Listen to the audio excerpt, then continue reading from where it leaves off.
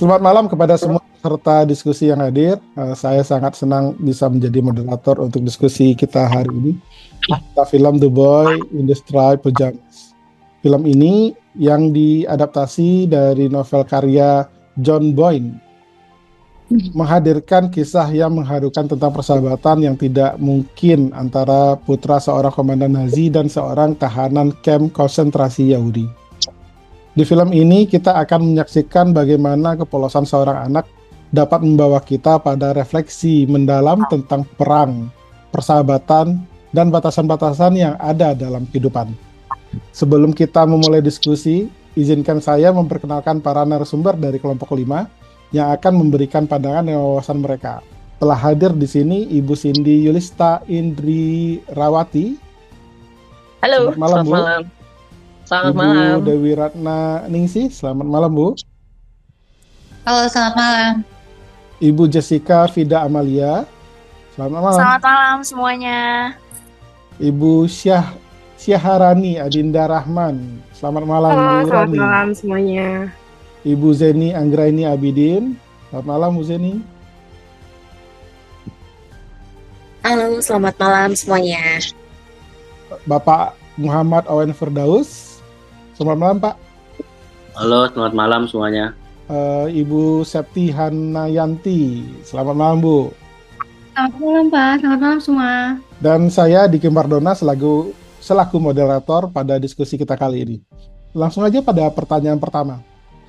Apakah yang menggerakkan Bruno untuk menjalin persahabatan dengan si anak Yahudi, Small? Silakan Ibu Cindy untuk menjawab lebih dulu. Oke, terima kasih Pak Diki atas kesempatannya. Ya, menurut saya Bruno itu didorong untuk menjalin persahabatan dengan Small karena rasa keingintahuan dan kepolosannya sebagai seorang anak. Bruno tidak memahami konsep perang dan kebencian seperti orang dewasa, sehingga dia melihat Small sebagai teman potensial tanpa memandang latar belakangnya. Selain itu, kebutuhan akan persahabatan dan keinginan untuk menjelajahi dunia di sekitarnya juga menjadi faktor yang mendorong Bruno untuk berinteraksi dengan Small sih. Jadi dalam film tersebut saya percaya bahwa hubungan persahabatan antara Bruno dan Small ini mencerminkan tema kebaikan dan persahabatan lintas batas dalam situasi yang sulit. Meskipun mereka berasal dari latar belakang yang berbeda dan terpisah oleh pagar kamp konsentrasi, kebaikan dan empati yang ada dalam hati Bruno memungkinkan hubungan persahabatan itu terjalin. Mereka saling melengkapi dan saling memahami di tengah situasi yang penuh dengan prasangka dan ketidakadilan. Kalau menurut saya, selain faktor keingintahuan dan kebaikan hati Bruno, ada juga elemen empati yang kuat yang mempengaruhi keputusannya untuk menjalin persahabatan dengan Small. Melalui interaksi mereka, Bruno mulai memahami penderitaan dan kesulitan yang dialami oleh Small, sehingga rasa simpati dan empati itu mendorongnya untuk tetap bersahabat meskipun dalam situasi yang sulit. Oke, terima kasih Ibu-Ibu. Kita dapat melihat bahwa persahabatan antara Bruno dan Small tidak hanya didorong oleh kepolosan dan keingintahuan, tetapi juga oleh kebaikan hati, empati, dan kebutuhan sosial yang mendalam. Nah, sekarang mari kita lanjutkan dengan pertanyaan kedua. Mengapa dari lingkungan pembenci Yahudi bisa muncul sikap yang berbeda, yakni mengasihi seorang teman Yahudi? Silakan Ibu Rani untuk menjawab. Ya, terima kasih untuk kesempatannya, Pak Diki. Menurut pandangan saya, seseorang yang tumbuh dalam lingkungan yang membenci Yahudi tetap dapat memiliki sikap yang berbeda, seperti kasih sayang terhadap seorang teman Yahudi. Karena adanya faktor-faktor personal yang mempengaruhi perilaku dan pandangan seseorang. Dalam hal hubungan antara Bruno dan Small, kemungkinan Bruno memiliki sifat kebaikan hati, rasa keingintahuan, dan ketidaktahuan terhadap konflik yang sebenarnya, sehingga memungkinkan dia untuk membentuk hubungan persahabatan dengan Small tanpa dipengaruhi oleh prasangka yang ada di sekitarnya.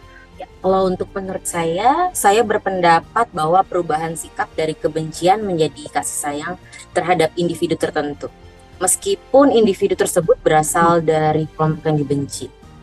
Dapat terjadi karena adanya interaksi personal yang mendalam dan pengalaman langsung yang membuka mata seseorang terhadap realitas yang sebenarnya.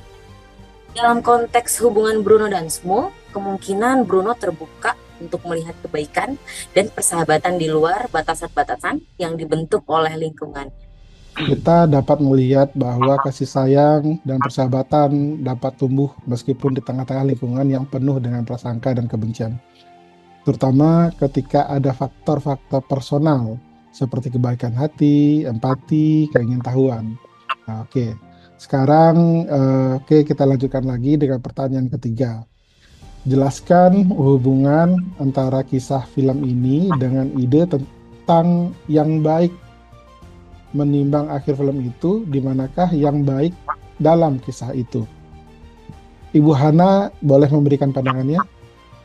Oke, baik. Terima kasih Pak Diki atas kesempatannya. Menurut pandangan saya, hubungan antara film The Boys in the Striped Pajamas dengan konsep tentang yang baik terletak pada pertemuan antara Bruno dan Small yang melampaui perbedaan dan batasan yang dibuat oleh dunia dewasa.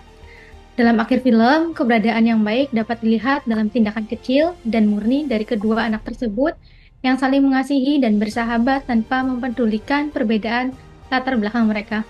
Dalam konteks akhir film The Boy in the Striped Pajamas ini, saya melihat keberadaan yang baik ya, terletak pada kesucian hubungan persahabatan antara Bruno dan Small yang tidak terpengaruh oleh prasangka dan kebencian dari dunia dewasa. Meskipun akhir film membawa ini kesedihan ya, namun kebaikan hati dan persahabatan yang terjalin antara kedua anak tersebut merupakan representasi dari yang baik yang ada di tengah-tengah kejaman dan ketidakadilan.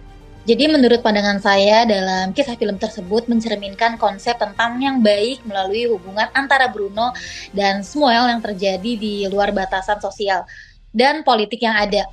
Dalam akhir film, keberadaan yang baik dapat ditemukan dalam kesetiaan, kebaikan hati, dan pengorbanan yang terjadi antara kedua anak tersebut. Meskipun akhirnya membawa konsekuensi tragis. Nah, hal ini menggambarkan bahwa yang baik seringkali terletak pada tindakan-tindakan kecil yang dilakukan dengan niat tulus dan kasih sayang. Mari kita lanjutkan ke pertanyaan selanjutnya. Apakah etika utama dalam hal ini Aristotelian atau Kristiani dalam film ini apa saja? Ibu Jessica, silakan. Menurut saya dalam konteks Aristotelian, film The Boys in the Striped Pajamas dapat diinterpretasikan melalui lensa etika, keutamaan yang menekankan pada konsep kebajikan, seperti contohnya kebaikan, keberanian, persahabatan, dan belas kasih. Lalu misalnya karakter Bruno menunjukkan keberanian dan kebaikan hati dalam menjalin persahabatannya dengan Small. Meskipun dari latar belakang yang berbeda, dari perspektif Kristiani, nilai-nilai kasih, pengampunan, dan pengorbanan juga dapat ditemukan dalam interaksi antara karakter-karakter utama. Bruno menunjukkan kasih dan empati terhadap Small. Hal itu mencerminkan ajaran kasih sesama dalam ajaran Kristiani. Menurut saya, dalam analisis etika keutamaan Aristotelian, film ini menyoroti pentingnya persahabatan, keberanian, dan keadilan dalam menghadapi situasi yang sulit. Hubungan antara Bruno dan Small menggambarkan nilai-nilai persahabatan yang mendalam. Sementara, keberanian Bruno untuk mengejar kebenaran dan keadilan meskipun beresiko menunjukkan aspek keutamaan Aristotelian, dari sudut pandang Kristiani, tema pengampunan, belas kasih, dan pengorbanan juga dapat ditemukan dalam karakter-karakter film ini. Tindakan Bruno yang mengesampingkan perbedaan dan menunjukkan kasih kepada Small mencerminkan ajaran pengampunan dan kasih dalam nilai-nilai Kristiani. Kalau menurut saya dalam analisis yang lebih mendalam, film The Boys in the Striped Pajamas dapat dipahami sebagai representasi kompleks dari etika keutamaan, baik Aristotelian maupun Kristiani. Konflik internal karakter, pertimbangan moral, dan tindakan nyata yang diambil dalam situasi ekstrim memperlihatkan perjuangan antara kebajikan dan kejahatan. Melalui karakter Bruno dan Small, film ini menggambarkan perjalanan moral yang kompleks, di mana nilai-nilai keutamaan seperti keberanian, kasih, persahabatan, dan pengorbanan diuji dalam konteks yang penuh konflik dan ketegangan. Nah, kita sampai pada pertanyaan terakhir nih. Asas moral dasar mana sajakah yang dilanggar oleh Nazi dalam film itu dalam perlakuan mereka terhadap Yahudi? Nah, Bapak Owen, bagaimana pandangannya? Oke, baik. Terima kasih atas kesempatannya Pak Diki. Dalam film tersebut, Nazi melanggar asas moral dasar seperti prinsip keadilan, prinsip tidak merugikan, prinsip otonomi, dan prinsip kehendak baik dalam perlakuan mereka terhadap Yahudi. Tindakan diskriminatif, kekerasan, dan dehumanisasi yang dilakukan oleh Nazi menunjukkan ketidakpedulian terhadap nilai-nilai moral universal yang seharusnya menjadi landasan dalam interaksi manusia. Hal ini juga mencerminkan bagaimana prasangka dan sikap a priori yang negatif dapat mempengaruhi penilaian moral seseorang, sehingga mengarah pada tindakan yang tidak adil dan tidak manusiawi. Dari perspektif yang lebih mendalam, pelanggaran asas moral dasar oleh Nazi dalam film ini mencerminkan berbagai dilema etika dan pertimbangan moral yang mendalam. Mereka melanggar prinsip keadilan dan mendiskriminasi dan memperlakukan Yahudi secara tidak adil. Prinsip tidak merugikan dilanggar melalui tindakan kekerasan dan dehumanisi. Prinsip otonomi dilanggar dengan merampas hak-hak sedasar individu Yahudi. Dan prinsip kehendak baik dilanggar dengan niat dan tindakan yang jahat. Semua ini menunjukkan kegagalan total dalam menghormati dan melindungi martabat manusia. Seperti itu Pak Diki. Baik. Oke, terima kasih kepada semua narasumber atas pandangan yang sangat mendalam. Dari diskusi yang hebat ini kita dapat melihat bahwa pelanggaran asas moral dasar oleh Nazi dalam film The Boy in the Striped Pajamas sangat kompleks dan mendalam.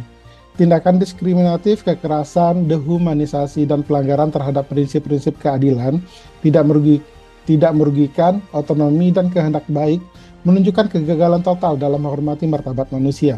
Kisah ini mengingatkan kita akan pentingnya menjunjung tinggi nilai-nilai moral dalam setiap tindakan kita, dan bagaimana prasangka dan kebencian dapat mengarah pada tindakan dan kekejaman.